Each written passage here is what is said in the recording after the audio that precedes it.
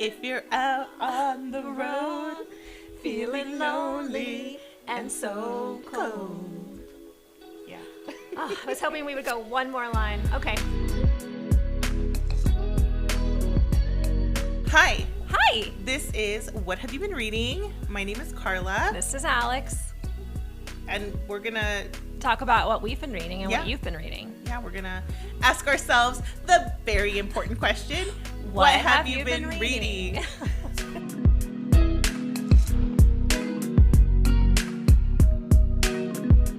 So I did want to start with what people have been reading, and it was exciting. We had, I think this was the most feedback we've gotten. Oh, episode 10. Oh, yeah. I think this is a milestone. Okay. Imagine confetti being thrown in the air and us kind of being annoyed about having to sweep it up. I was super mad. I cleaned the table off here, which no one can see, but this took a lot of effort. And then Johnny, my 4-year-old, started eating a Pop-Tart 20 minutes ago. And then I had to clean it all up again. It's okay. But confetti is fun. It is. But 10 episodes, I think that's pretty great. And so, yeah, I feel like we're starting to get a little traction. We had our first review on Apple Podcasts, which was exciting. And then I think the most feedback we've gotten so far on what people have been reading. So we'll share those real quick. First of all, we have Carly. She's been reading a lot lately. And I just want to share, I love what the podcasts and socials are doing. I met Carly in, I think it was 2010 or 2011 when we volunteered in Haiti. And then we've never seen each other since, but we're friends on Facebook and stuff. And it's kind of cool. We now have found this commonality in reading, and she's bopped back into your life because of books. Bopped back into my life because of books. Cute. Yes. So she was the one that is reading Apprentice to the Villain, which she's liked. And then Iron Gold, which is book 4 in Red Rising series by Pierce Brown. I looked that up. It looks pretty interesting. It kind of reminded me a little of The Will of the Many as far as kind of like a sci-fi fantasy. It's people on Mars that are working underground to help populate future generations on Mars, I think, if I'm getting that correct. But it seems to have a similar, like Red Rising, red is the lowest society, and then they have different colors and levels of a caste. And so you get to already gold. We're populating a new world, and we're already doing the same systems. thing. I know. We just don't learn. Wow, we suck. But it looked interesting. And then she's about to start Discovery of Witches in real time. Oh, snap-a-doodle. Tell me. Can we talk about Discovery of Witches? Because that was the first book that we had for book club. Uh-huh. And the only thing that I remember from that book is how painfully descriptive it was of absolutely everything, to the point where, like, I was being told how she was eating soup. And that's all I remember. How we love soup, Karla. Soup. I enjoy soup so much. Soup season is upon us, and I cannot wait. But I don't want the description of eating soup, man. Well, the latest book in that series is out, and I think a lot of people are reading it. Andy's reading it. It's still being written? Yeah, there's like, I don't know how many books there are. Oh, snap. But there are multiple ones. I'd like to read them at some point. You didn't read the Discovery of Witches one? I read the Discovery. I don't remember anything about it, obviously. No soup for you. No soup for me. I think I read book 1 and 2, but I really don't remember much about it. But Carly mentioned that in the Discovery of Witches, and I think there's one other book in the series, that you can do what they call a real-time read. Which in what the does that mean? book, I know I had the same questions, and I had to look it up, and there's links and websites with information and all sorts of stuff. There's no easy definition, eh? There is. I'm going to do it. The book has specific days where it takes place. So it'll say like the chapter will start with October 15th, blah, blah, blah. So you would read that chapter on October 15th. So some days you would read like one chapter, another day, hold on, I see your face.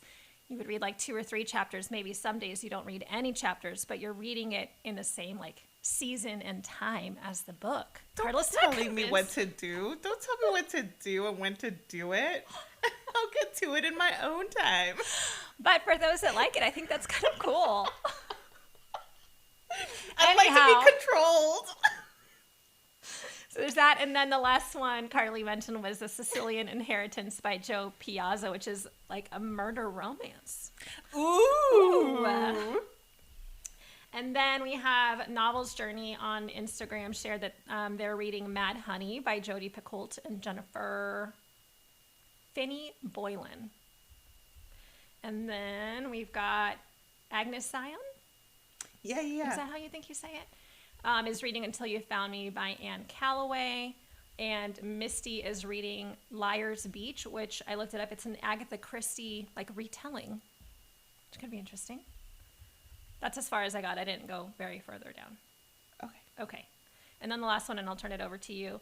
Jeff is not currently reading. He's going to hate that I say this, but he really wanted me to share the Sundown Motel by Simone St. James, which is the one that he I'm borrowing gave to you earlier. But I think it's a good, like, spooky October read. Spooky. So which brings us to spooky. Andy. Okay, so Andy is reading Oracle from the Discovery of Witches series and Slow Dance by, who is this? Rainbow Rowell? Mm-hmm. Let's all find out together. Yeah. I don't know. We're all find on the out journey separately. together. And then You Are Here by David Nichols is being read by Aaron. It Ends With Us by Colleen Hoover is being read by Isabel, and then you wrote Guatemala. She's my friend in Guatemala. We've got international readers, y'all. Oh, yeah. I don't know who's listening to us in Italy, which is really exciting. Oh, si, señorina. They're going to say, and now we're not listening anymore. Oh, please don't. Come on. Let us know who you are. If you've already been listening to us for this long, and you get offended by me saying boppity poopity, then that's mean. And then Bobby Fischer Teaches Chess is being read by Abby. That is so cute. So she is, I'm going to get this wrong, Abby, like an art therapy teacher kind of. She does therapy one-on-one with kids. Okay. So usually they're on the spectrum or have some kind of disability or emotional disability or behavioral. And that a little kid recommended that she read that book so that she can play better chess with them, which I love. Oh. I love that Abby's reading it because that's the kind of person she is. That's cute. It is cute. And then Sarah G is reading The Hobbit and Page Boy by Elliot Page. Is that Elliot Page, the actor? Mm-hmm. Yes. Okay. And then Erica is reading Hello Beautiful. And Lupita is reading Danielle Steele. No, wait. Yeah, she said she's on a Danielle Steele kick again. Oh, so Lupita is the name of the book? No, Lupita's the name of the person. Oh, so she's Shout just out reading... UCSB. Woo woo. So Lupita's just on a Danielle Steele kick, just in general. Yeah. Okay, cool. Well, And that's thank you guys. That's exciting. So hopefully someone else finds something that they like amongst all of those. Yeah. Which would be kind of fun. Let us know. And then you can tell us if we should read them. Yeah. Okay, so Karla, should we start with buddy reads? Okay, let's do that. Did you like your buddy read? I loved my buddy read. Okay, then you go. Okay. So my buddy read was Last Summer at the Golden Hotel by Elisa Friedland. And this was a random book that I got at the libraries where they usually have that little Friends of the Library store. I love that. Yes. And they're like, a couple bucks usually. So this was one of those. I just really liked the cover because it's cute and summery. Stefan, I use the word summary again and you're going to make fun of me, but so be it. But I really liked the cover and that's why I got it. So I didn't know anything about it. It wasn't something that I had been looking for. Got bugs flying around in my house. But I really liked it, and it was interesting because I read it, I'm kind of jumping ahead a little bit, but I read it at the same time as Snow is Falling, which I'll talk about a little bit later, but they both are about families that are coming back to like a resort that's family owned, which I just love that I was reading two very different books with a very similar like setting or location. But this one was great. So it was two different families that co-owned a vacation resort in the Catskills. And here's what I want to say about this. I learned a lot. Did you know there was something called the Borscht Belt. Andy, you can correct me if I got the pronunciation wrong. But in the Catskills back in, I think, the 60s, hold on, I'm looking up the Borscht Belt Museum. From the turn of the 20th century to the 1970s, Jewish people would go to the Catskills, and it was a popular destination for them in the summer because they weren't accepted in a lot of places in New York City. So they would escape to the mountains because of so much anti-Semitism. Uh-huh. And it was a thing, like, so this book is based on kind of like real historical stuff that happened. But it was this whole thing, like all of these places in the Catskills were summer destinations for Jewish families, and they would have kosher food and just spend their summers out there. Okay. Which I thought was really interesting. But I just, I love when a book ties me into something that I feel like I learn some kind of historical information on. But I liked it. It was good. The families, obviously there was drama. They were trying to decide if they wanted to sell the Golden Hotel or not because it had fallen into disrepair and no one really vacationed like that anymore. It mentioned something about the 3 A's, like air conditioning, air travel, and I forget what the third one, but those 3 things really changed how people vacationed. So once you had air conditioning in New York City, you didn't have to escape to the mountains and the Catskills anymore because you had air conditioning. And then once air travel became more affordable, you could go to Europe for the summer instead of, driving 100 miles to vacation somewhere. I thought it was very interesting. I liked it. I take it you did not like your buddy read. I was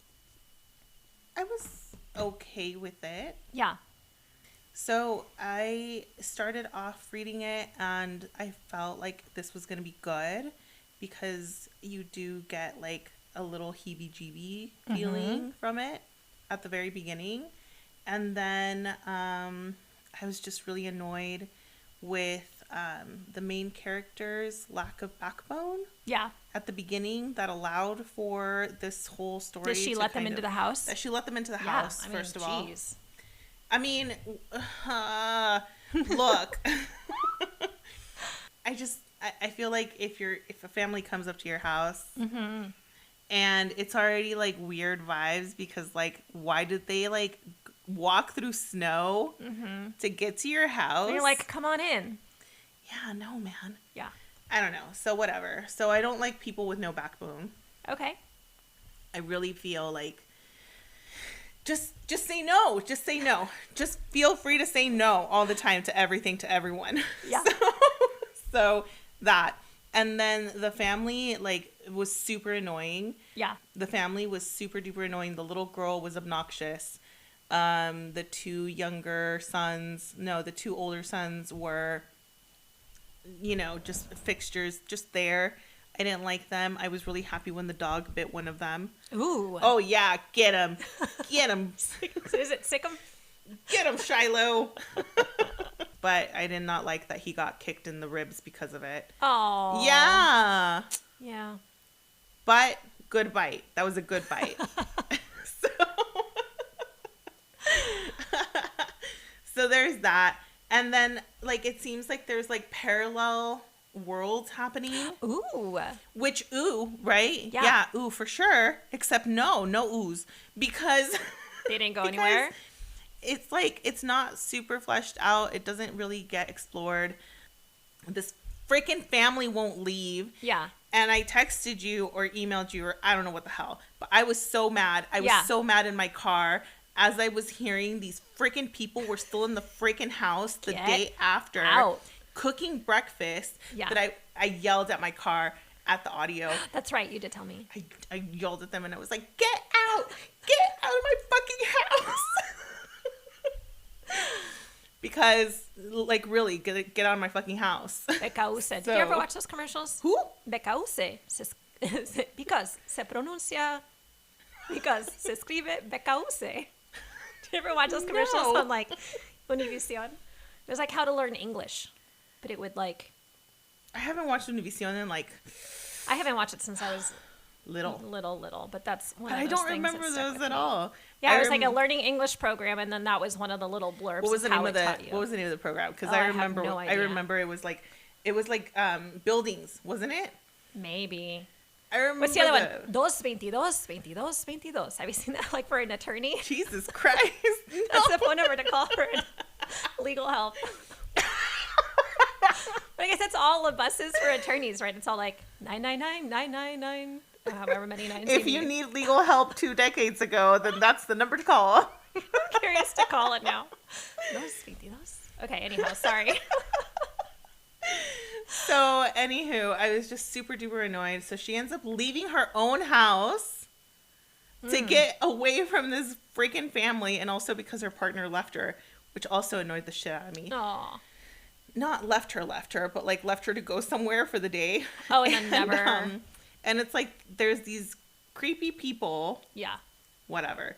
So she goes to this neighbor's house, and the neighbor knows Thomas, which is the patriarch of the family. Oh. And the one who says that he used to live in this house when he was a child.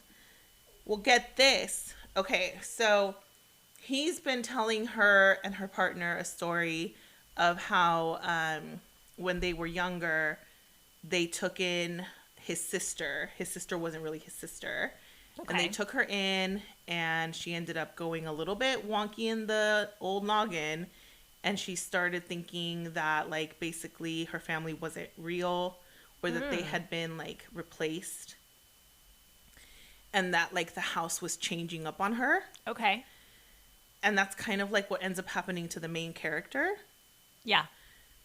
Which, okay, fine, whatever. Except for, like, oh, look, it just bothers me. Like, have a better freaking outline for your book. Yeah. Anyway, so she goes to this lady's house. And this dang lady is like blah blah blah about how she used to babysit for Thomas. Oh. Uh-huh. And get this. Her story is very different from Thomas's story. He's the one that was taken in. Oh. He's the one that didn't belong in that house. Yeah. And then, so, like, you kind of piece together that, like, he's the one that started making these changes happen within that household. Not the sister. So, anyway, whatever. The point is that the sister ends up, like, back in the day, just going ham on Thomas's face and, like, stabbing the shit out of him with a pen. So, he's, like, scarred up now, right? Yeah. And she was transferred to, like, some mental institution or whatever. And, okay, so fine. So, then she comes back home. They're still there because even though they said that they were going to leave right after breakfast, since she left like a ding dong, they were like, well, we didn't want to leave the house unattended. And it's like, well, what the fuck do you think happens when she leaves the house when you're not around? Like, does she leave the house? Does she call in some rando and have him stay at the house while she goes out and does her errands? Get the fuck out of here. Fuck. I feel like this book made you really mad. I was so upset with, like, everybody involved. Get out of this house. Take your janky family and get out. Now, I know you and Jeff were kind of pre-booking a little bit because he read it as well. Yeah. Did you like the ending or no? Okay, so with the ending, I did not like that it was obvious that something had happened. Yeah. That Eve was not crazy. That there were 2 things going on, like, at the same time. There were 2 different parallel timelines. But again, that's not explored. Yeah. And you're just left with, like, okay. I hate endings like that. So that. now she's in a mental institution, and this family is living in her house. And so the family, they were not spirits? No. They're actual people. They're people. Okay. Who just, like, basically come in and squat. They just squat in her house. And I texted you that they brought in a freaking chair from their moving van and Legos for the kids. Yeah. I would have lost my entire mind if I wake up and somebody's putting furniture into my freaking house. Why did they leave the house? So, because he grew up. So, he grew up, he found this lady. And then he just decided to come back to it? They're moving. We don't know what's going on with them. Apparently, they're moving. Yeah. And it doesn't seem like they're happy about it. Okay. And they're moving cross country. So, like, we're just going to check out this other house? And on their way, supposedly, he was like, oh, I used to live there. and I'm going to show my family where I used to live. And I'm just going to not leave anymore. That's weird. Yeah. No. No, thank you. So, I would give this book maybe 3.2 stars. Okay. Do you know what your next buddy read is? Yes, I think I do. It's called American Dirt by... Oh. Yeah, you know about it? With the blue and white cover? Wait, hold on. This one. Yeah. Yeah. I'm going to read American Dirt by Janine Cummins, which I don't know how I feel about it because who is this lady who's writing? Talking about immigration and racism and the border? Is that what this is about? No, because you can talk about immigration and the border and all that shit being whoever you are, but from a Mexican perspective. Yeah, I remember that was an issue when this book was published. Oh, it was? Yeah, I think there was some backlash from the Latinx Hispanic community about that. Oh, okay. She's getting she's getting it a little bit for me too. And you haven't even started. Look at you, Karla. I'm so in with it. I'm so hip. Well, I'm excited. I've heard a lot of good things about it. I mean, I guess regardless of who she is to give that perspective, it's a good perspective probably to explore. I mean, it's entirely possible that she has family that has these situations happen. I mean, look at me, Alexandra Armstrong, white girl. I could write a book on Guatemalan stuff. People would be like, why is she writing that? Yeah. Yeah, I'd be one of them. I'd be like, what's her story? What's she doing over there? Or like frat parties in college when people are like, what's the white girl doing here at the Hispanic house party? Yeah. I belong there. Obviously, I have unresolved issues. You should have seen your head, Bob. I'm excited. Maybe I'll buddy read that one with you, but also... Ooh, do it. I was thinking we should maybe every few months buddy read together. Okay. Because then we can discuss the same book. Not only that, but it turns out that it's we do have some intersectionality going on. We do. I think my buddy read is going to be Apprentice to the Villain. Oh my god!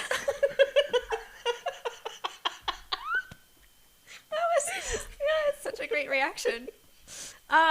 So when you give your recap on this episode, don't spoil it for me. I'm not going to recap it. I won't. Okay. I'll spoil it for you afterwards. Sounds good. So that will be my buddy read. I'm excited. Okay. And I have the hardback because I bought it, remember, early on. Is that hardback? Not hardback, but a paperback. Wait a second. Hardcover. Not a hardcover. I can't talk. This is going to be a difficult episode for me. You had a note about Ask for Andrea. Oh my god. Okay, so in that book, there was like such a big thing that I didn't even discuss, which I feel like is probably the most...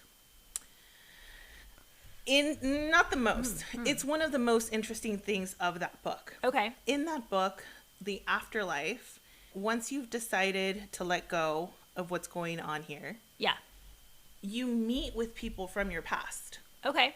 So one of the girls, the girl that is stuck out watching her body go. Yes. And like taking care of her bones and shit and like hoping that her bones are found. Watching them decompose. Mm-hmm. That girl ends up seeing her grandmother. Aww. In a memory. Okay. And in that memory, her grandmother starts speaking to her. And she's like, wait, what? And they start speaking to each other and like having this like weird like relationship. Weird in the sense that like when that memory happened, she was a little girl. Okay. And now she's having this, conversation with her grandmother as an adult dead person. Yeah. Which is really fucked up. Oh. So there's that. And then once you have that connection, you get to then explore your grandmother's memories. Ooh. With her, along with her or whatever. And once you connect to those people within the memories, you can just go back. Memory hopping? Yeah. Okay. Now, is it limited access to what that person wants to share? Because sometimes I think of this, right? Like when I die, does my whole history become everyone's business? I mean, then make it an interesting one. Right. Mm. Yeah. Or don't, if you don't want to share. It is something that I think about every now and then that like, does your privacy not exist, right, in the afterlife? Like if she's everybody's tapping going into to... all of these people's memories, what if that's a memory that person didn't want to share? Or is it limited to what that person wants to share? Like, I will let you explore these fond memories of us together. I would imagine that you have some say. Yeah. Let's consult the books. If anybody knows, let us know about the afterlife. But one thing that I did have like a question about was, okay, so you go all the way back to like your like caveman ancestor. Yeah. Then what do you do? Start all... Because it's eternal. Start back over again with somebody else. It's eternity though. It's a long time. Yeah. So that's interesting. So I was a little bit, concerned about that, what happens, because like eternity versus, I guess that memories are so explorable that I suppose... What do you mean explorable? I mean, like, this memory, if let's say that you visit a memory that contains 5 of your family members, you are now able to see that time. Yes, through from 5 different perspectives. Yeah. I read a book that had something like that where it explored that exact same scenario, and it was interesting to see how differently each of those people saw that experience. But yeah, it was interesting to see the different takeaways from each person that had that observed the exact same thing, but took away something totally different. Yeah. It's interesting. So I liked that, and I can't believe that I didn't bring it up before because it was such an interesting little... tidbit. Yeah. Tad bit. It was a big one. You said it was a lot, right? Okay. Anyway. Woo! I had a couple housekeeping things. Okay. I'm going to go all the way back to, I think it was episode 7, which was our Akatar special. And we were talking about Az and the Shadow Singer. Like he was that Shadow? Is that what he is? Yeah, Shadow Singer. And it was tickling my brain about someone else. I'm not going to use ding, ding, ding anymore. I was told I shouldn't appropriate. Something from a different podcast? Yeah. Aw, you love ding, ding, ding. I do, but, maybe I should find my own thing. So if you guys know of a cool little sound. Aw. Did you watch Game of Thrones? Yes. It made me think of Varys, because he had his little birds, right? And he was kind of the same. He was like, that was his job, right? Was to hear and see all of the things that were happening in the kingdom. Oh, yeah. Right? So I feel like he was a gossip. He was the Az of that time. That was all I had to say about that. It was just something that's been hanging out in my brain for a while. And then in episode 8, I don't know why I'm like going all the way back with these things that I heard. I said the historical story of Job, and obviously it's not historical. It's biblical. And then I said bribing instead of blackmail or something like that for The Perfect Son, where we were saying how the mom had hired someone. Oh, yeah. And we said bribing, but it was blackmail. I think there is a distinction between those two things. There's a big one. Yeah. And I was like, oh, yeah, that's the wrong word. So I just want to clarify. We do know the difference. Sometimes use them incorrectly. It happens. Yeah. Yeah. And then my last housekeeping thing, and I don't know if I'm opening a can of worms here, but I was listening to our episode 9 when we were talking about like slavery and all of that stuff with Gone with the Wind. And I was super giggly, and I was surprised by myself. And later, I think we got more serious, and the conversation turned a lot more. Let me tell you something, Alex. But I was like, oh my God, so glad I'm sorry. you're bringing it up. If anyone got offended. I was disgusted by it.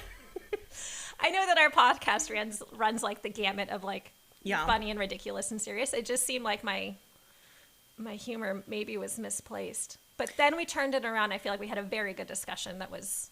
So something that I find that is a little bit off-putting about myself and sometimes other people is that when you are speaking about something that makes you uncomfortable, yeah, you do tend, or I do tend, you general, yeah, you tend to kind of try to mask how uncomfortable it makes you by acting a fool. Yeah.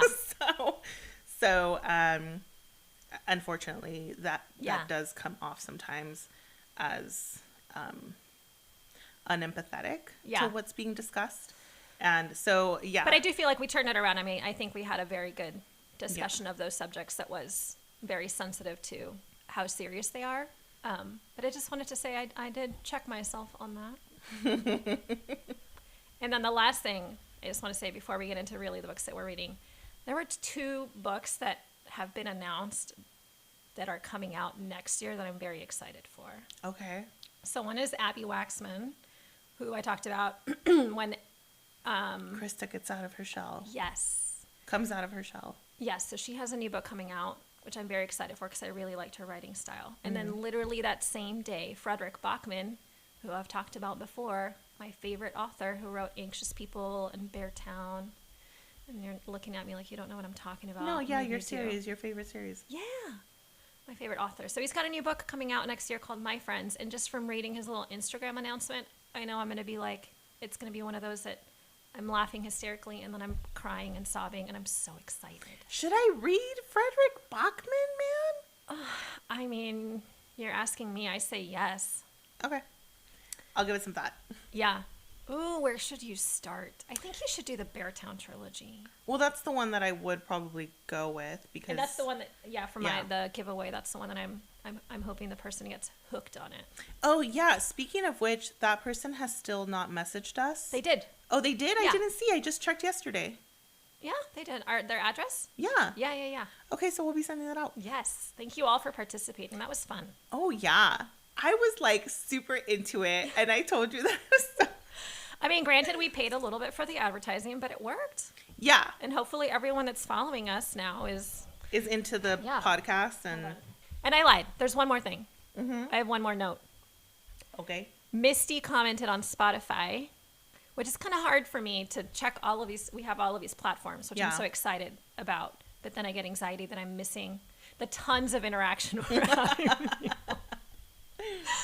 But Misty commented on The Lost Apothecary that she said it sounded like that lady Juliana Tofana, yeah, who is an actual historical person. Is she historical or is she biblical? No, she's historical, guys. She's historical. But it was an actual female person that did exactly what is talked about in The Lost Apothecary.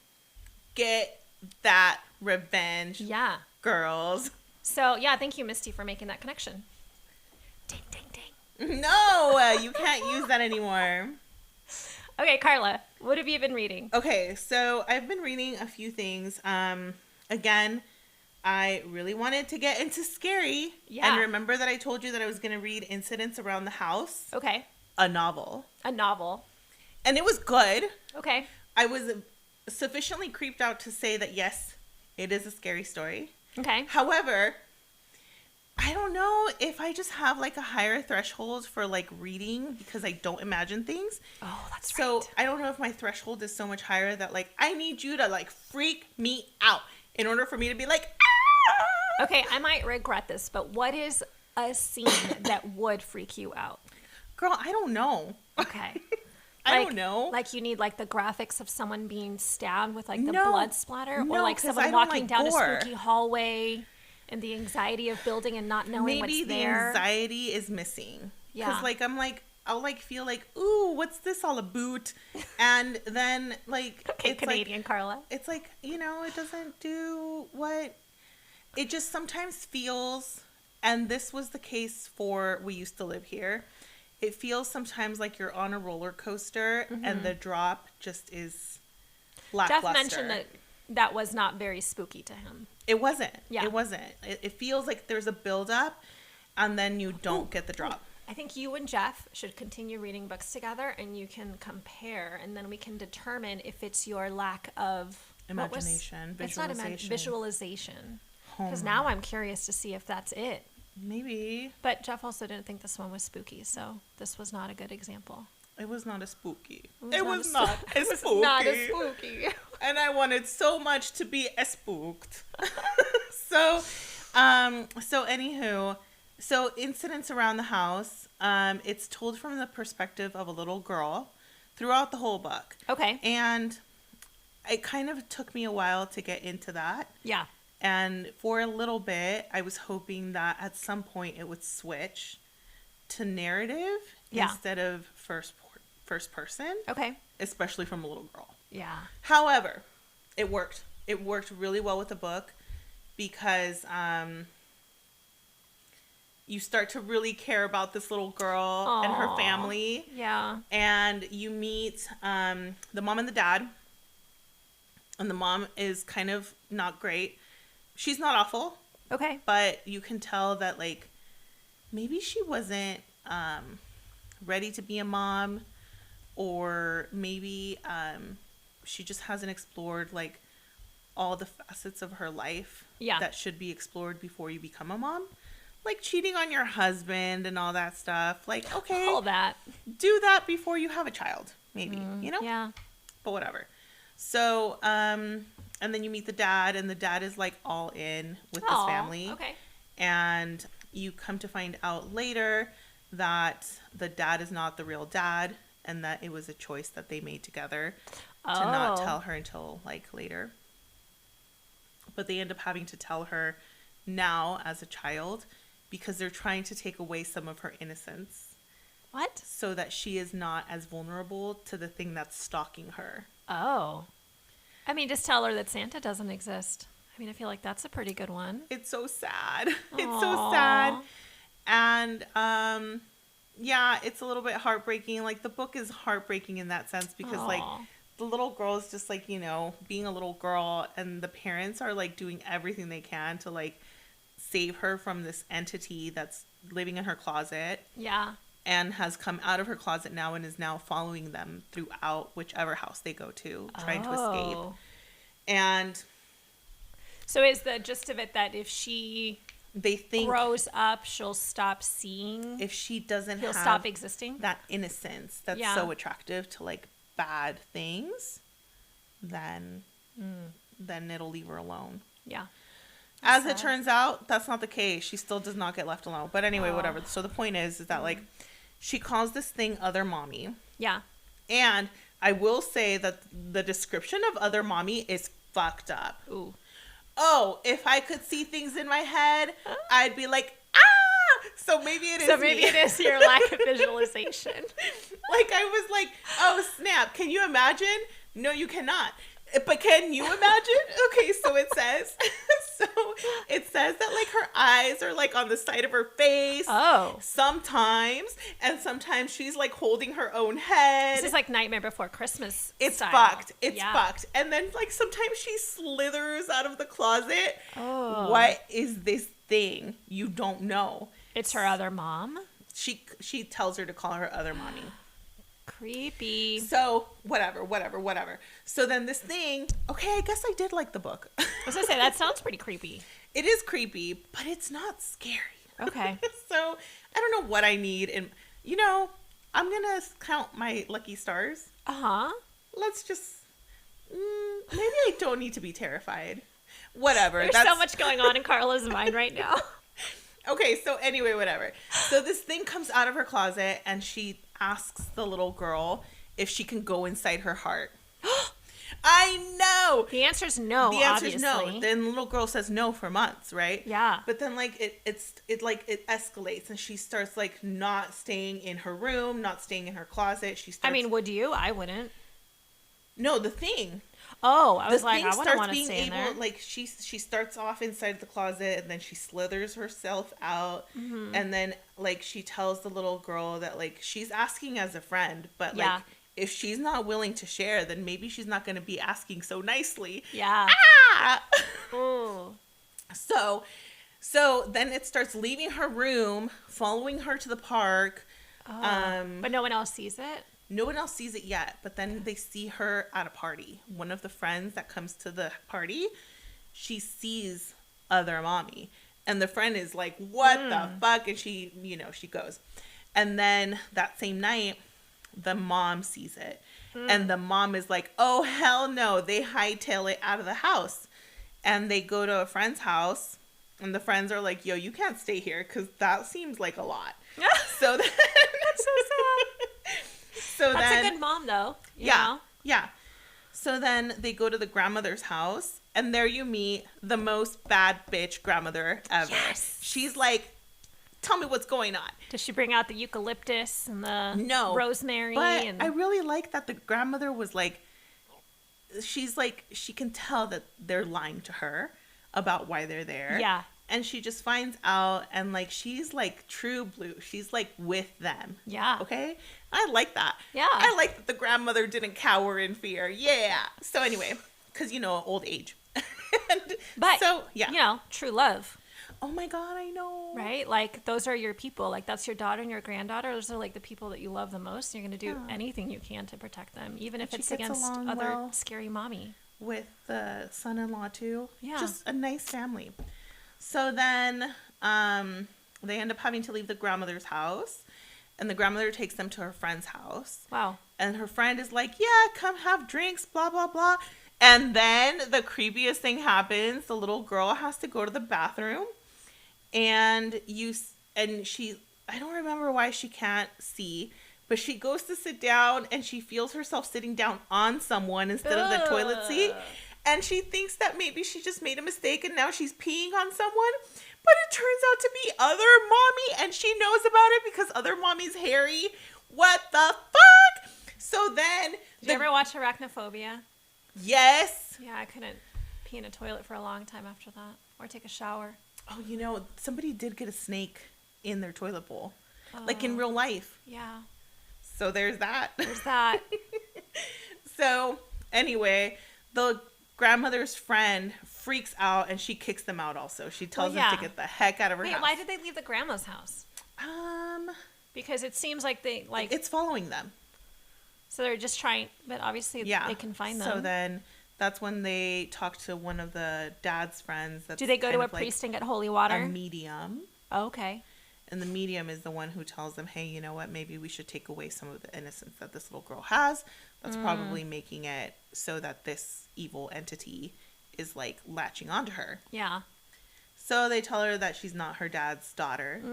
And that is actually probably the worst thing they could have done, because that makes the little girl spiral. Okay, but also that's not taking away your innocence. I feel like that's something different.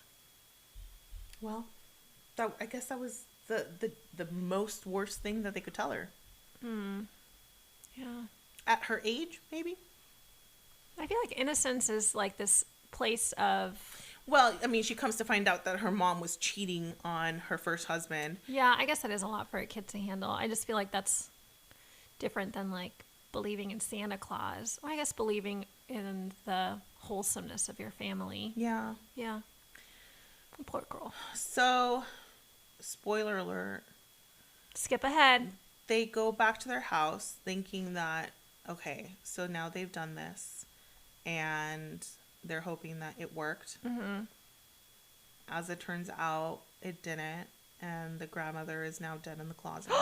No! Badass grandma dies? Badass grandma dies. Ugh. And then the mom closet. and the dad, because it acts as the grandma. And the grandma's really dead in the closet. Wait. It can take on the face of people. Yeah. So then the mom and the dad tell the little girl that they're going to go up and they're going to fight this thing, right? And then they both die. No, Karla. And then the little girl goes up, and other mommy asks her if she can go into her heart. And the little girl asks, well, where am I going to go? And they basically trade places. She says yes. And what? The little girl ends up in this place that she doesn't recognize, and she just starts walking, and other mommy wins. Karla, you're bumming me out. Yeah. Can I talk about the Cinnamon Bun Bookshop now? Okay. That's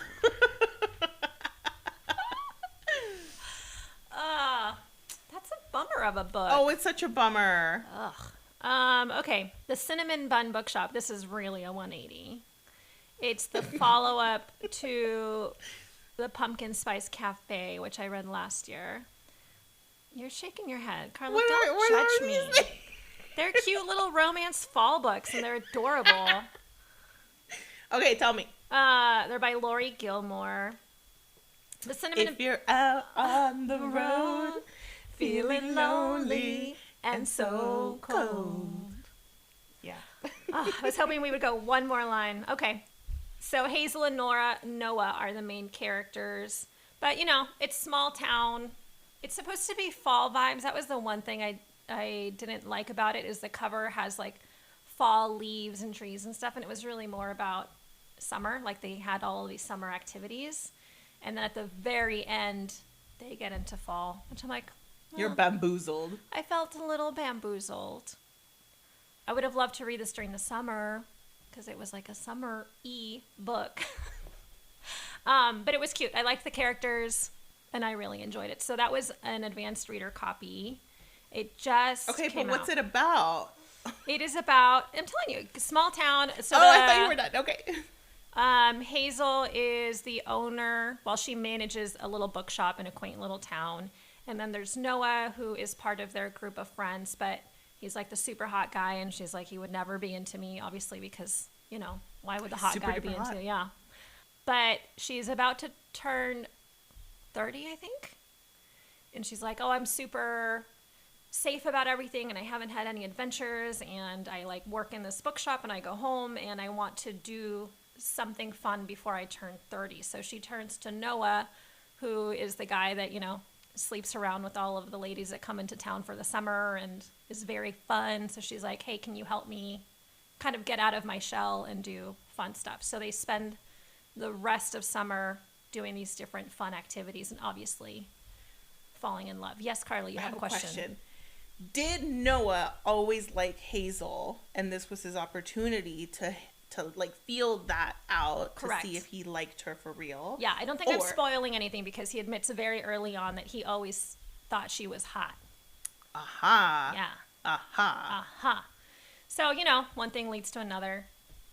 It's cute. I don't want to give too much away. I'm going to assume that they end up together. Dun, dun, dun. They do. But it's cute. And then the characters from the Pumpkin Spice Cafe are also in this one. It's like Hazel's best friend is the female lead in the other book. Okay, cute. So it's cute. I like when the characters kind of overlap like that. So Hazel has a bookshop, and then the new character has the cinnamon bun shop.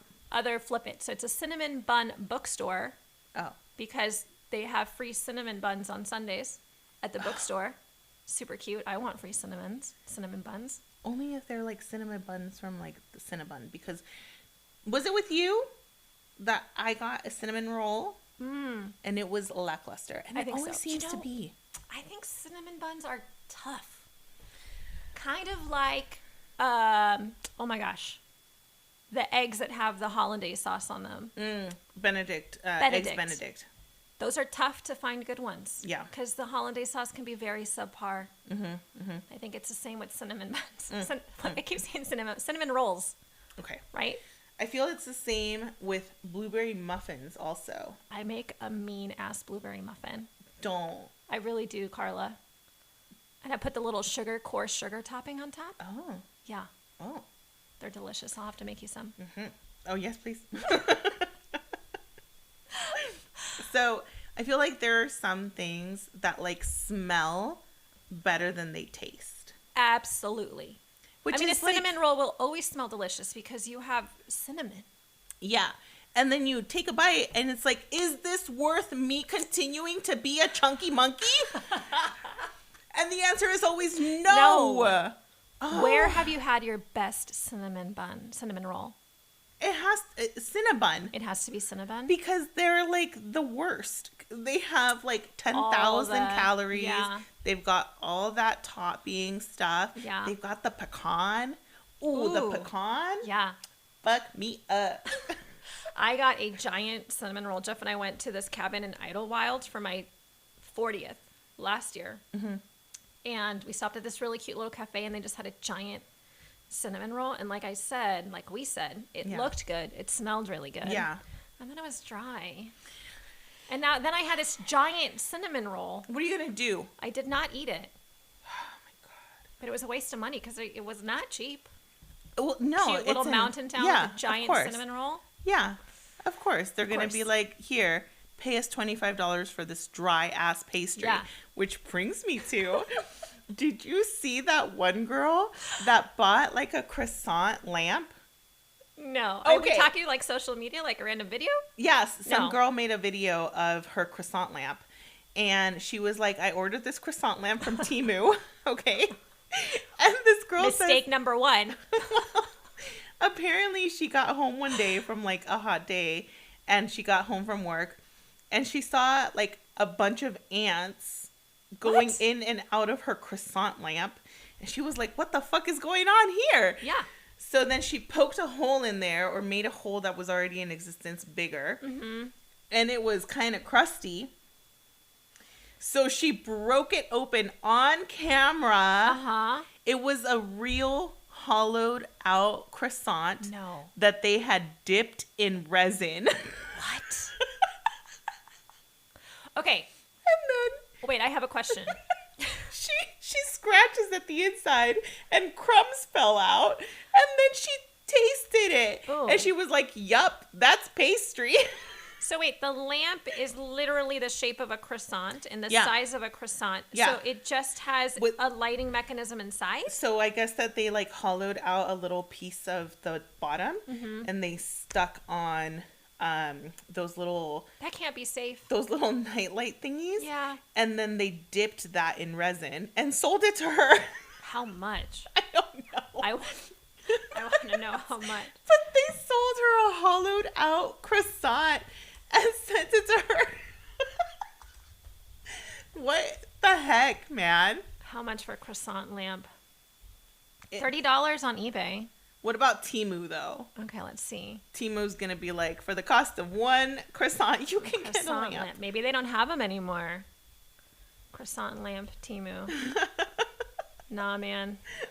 That ship has sailed. If you wanted a croissant lamp, it's long gone. I am seeing a lot of stuff about that video, though. Okay. Yeah, it's pretty recent. Stunned woman takes a bite out of her Temu croissant lamp. Okay, also, I want to tell you, I was being a hypocrite in the last episode talking about DNF'ing books, right? And how you should do it and embrace it. Yeah.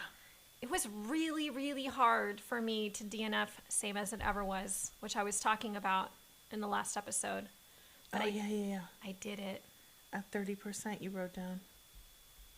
I think maybe I got a little bit. No, yeah. Yeah. Okay, that's cool. It was really hard for me to do. Nah. I'm telling you my emotions. I'm saying you don't feel that way. Just let that go. Here's the thing. It's a family novel, which is my sweet spot.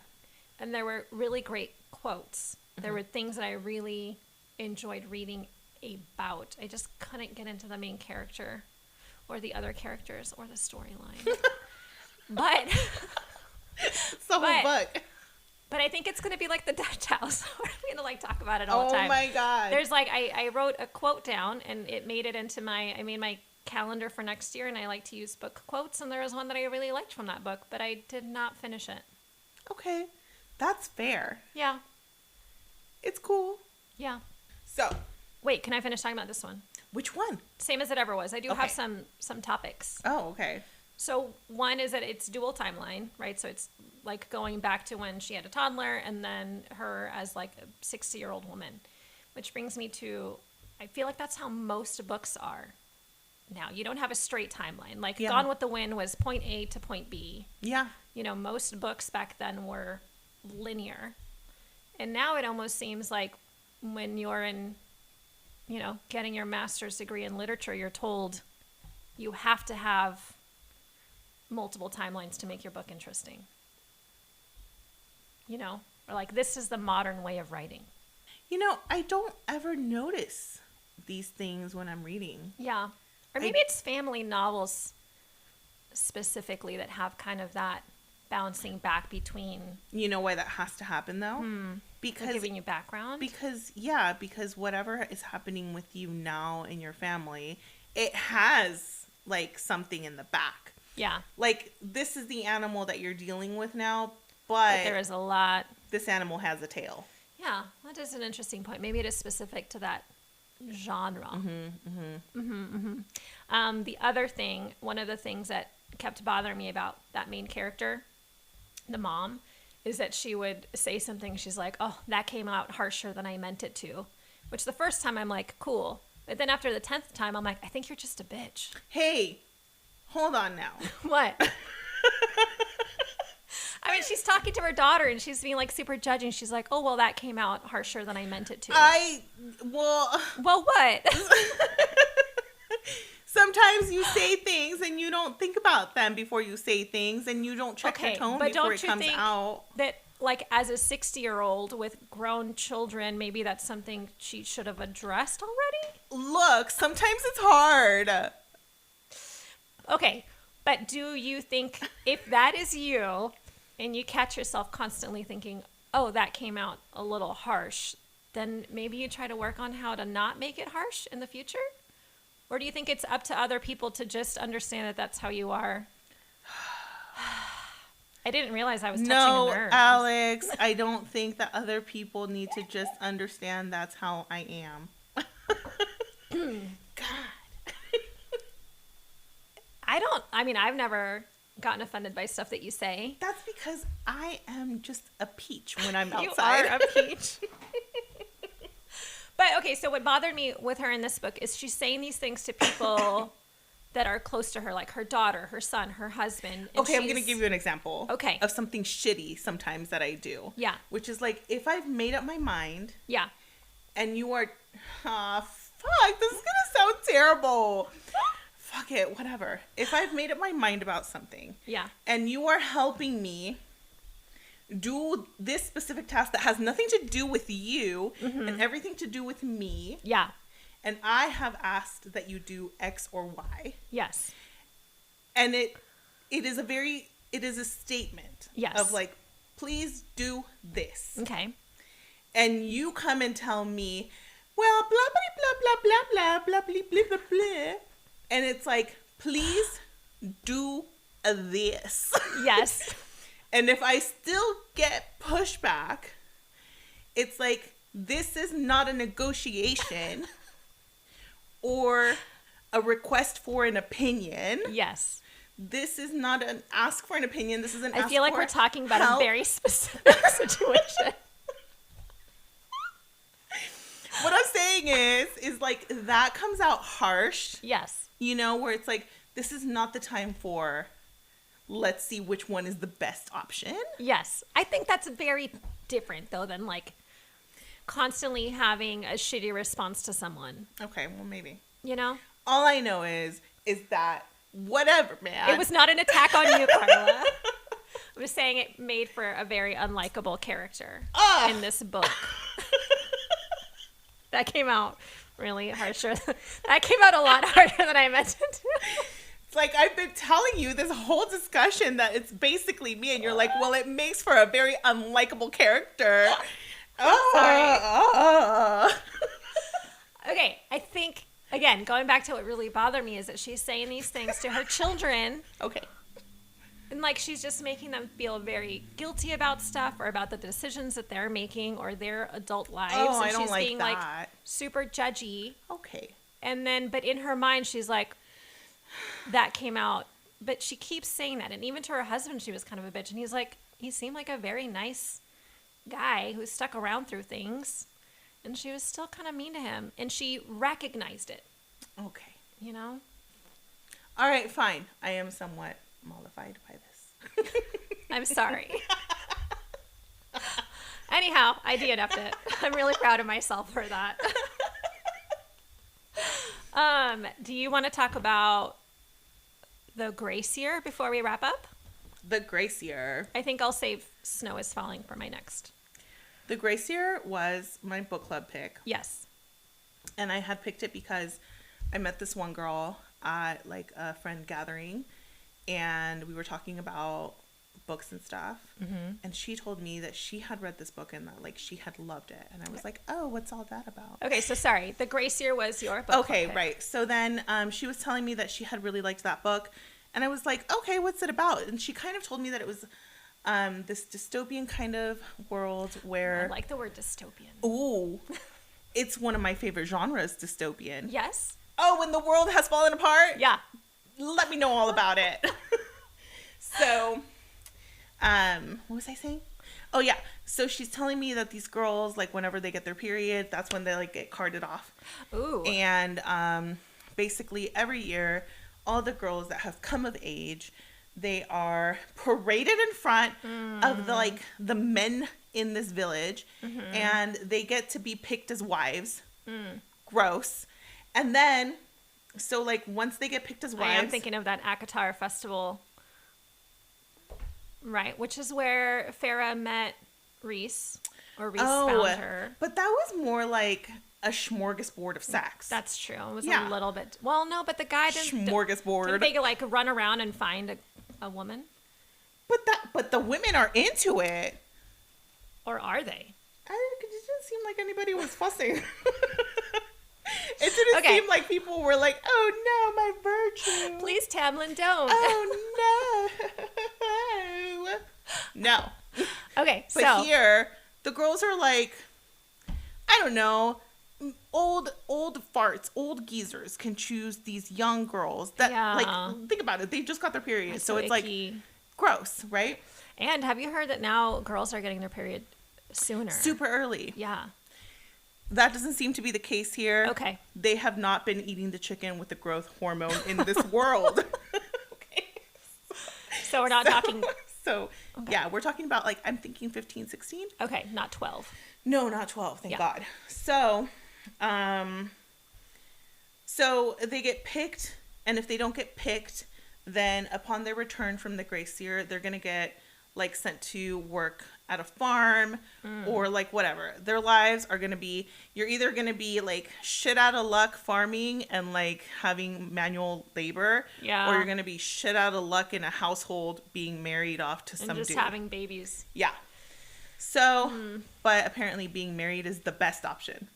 Oh, that's what you're hoping for. That sucks. So, they get picked or they don't. Regardless, they get booted and they get sent off to this remote area where if they leave the confines of this area, there are poachers who are paid to bring back these dead girls' bodies in little pieces because Karla, in the I'm village, not liking this. Girl, it's bad. But it's not gross. You would have been fine. So then they are poachers, right? And like these girls, their bodies are sold back to the villagers because for what? In the village, their ears, their Karla. blood, their whatever. I'm not comfortable with this. It's like medicinal or aphrodisiacs or whatever. Like shark fins? Look, these people are fucked. Yeah.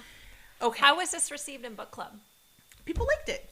Okay. Because it was a good book. It was a good book. Okay, I did not get a chance to read it. Looky Lou. I understand that you don't like these kinds of things. I would have read it. I just didn't get a chance to. But I wonder if I would have liked it. Did you not get a chance to? I didn't, because I was trying to finish these other books. I was trying to do my buddy read. Oh, fine. And I had some ARCs.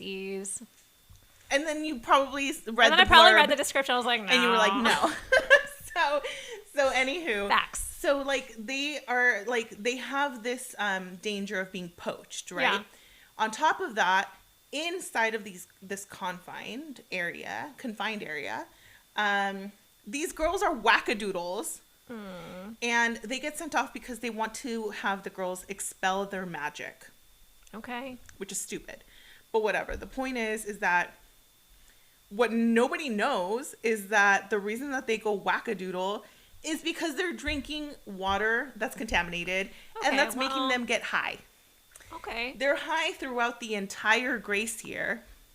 Because they're drinking that water. Because they're drinking that water. To the point that they start mutilating each other because they're stupid. and they don't come together and try to figure it out. Instead, they're like, oh my God, you're bad or whatever. There's a punishing tree. Some girls come back with no eyes. Look, it's bad. So this one girl, the main character, she doesn't want to drink this well water. So she decides to set up her own little thing. And she realizes that she's fine. She's fine. And that she has no magic to expel. And it's like, yeah, girl, because you're not going crazy. Yeah. So, anywho, blah, blah, blah. She meets one of the poachers. The poacher, it turns out, made a deal with her dad. Yeah, to save her. Because her dad, turns out, he's not such a bad dude. And he helped one of his friends. Yeah. So, in payment, he promises to, like, save look out the for girl. her once. However, he falls in love with her. To save her. He totally does. He continues to save her. They fall in love. She ends up pregnant. Okay. He gets killed. Karla. Oh, no. So then he gets killed. And she's like, well, snap. Because she was, she wanted to run away with him. Yeah, so whatever, now she's pregnant. So and now she doesn't have a protector. She's going home to, like, the guy that picked her. Oh, because she got picked. She got picked. So the guy that picked her, he sees, like, her prego belly, and he's like, oh, yeah, that's my child, because her power was getting me to visit her. What?